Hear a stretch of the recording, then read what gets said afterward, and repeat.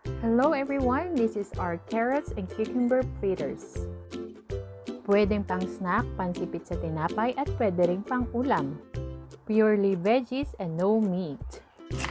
Ang unang gagawin, yayadyarin ang medium-sized carrots, kasunod ang medium-sized cucumber. Then pigain ang excess na fluid from cucumber at isama ito sa niyadyad na carrots. So, ito ang ating mga ingredients, niyadyad na carrots at cucumber, medium size. Finely chopped onion and 2 eggs. Half teaspoon na paminta, half teaspoon na salt, 3 tablespoon rice flour. Ilagay ang grated carrots and cucumber sa isang bowl. Isunod ang 2 eggs.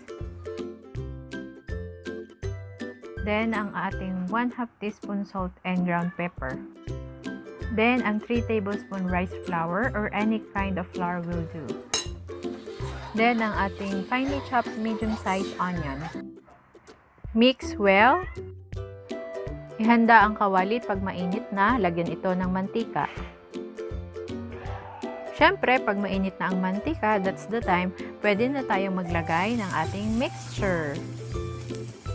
Low to medium fire lamang para hindi masunog agad ang ating niluluto. Kapag golden brown na ang both sides, pwede na siyang hanguin. Ilagay ito sa isang lalagyan na may paper towel upang maalis ang excess na mantika. Yan, tapos na nating lutuin. Mula sa ating mixture, nakagawa tayo ng 10 to 12 pieces of carrots and cucumber fritters. Pwede itong finger food, papakid, pwedeng pansipit sa tinapay at pwede rin pang ulam. Try nyo na sa mga babies nyo na ayaw kumain ng gulay. Tara, kain tayo, perfect combination with salabat. Thank you for watching this video. Please don't forget to click the subscribe button and the notification bell para ma-notify kayo pag may bago tayong uploaded na video. Thank you!